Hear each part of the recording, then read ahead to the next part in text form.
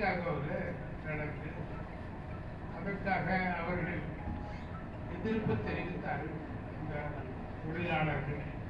பிறகு லாத்தி சார்ஜ் என்ன நடந்தது, துப்பாக்கி சூடு நடந்தது, சில பேர் மாண்டார்கள். பிறகு அது அப்படியே உலகத்தில் உலாவி கொண்டிருந்தது. பிறகு எக்ஸாக்டா மே 1 அதை டிக்ளேர் பண்ண டேட் எப்படின்னா பாரிஸ் நகரத்தில் 1890 இனிமேல் மே 1 shall be the International Workers' Day.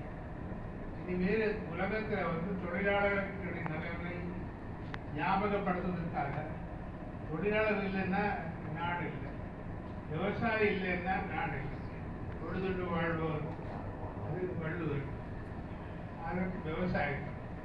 ஆகவே விவசாயமும் தொழிற்சாலையிலே தொழிலாளர்கள் இருந்தால்தான் உலகம் நடந்து கொண்டிருக்கும்.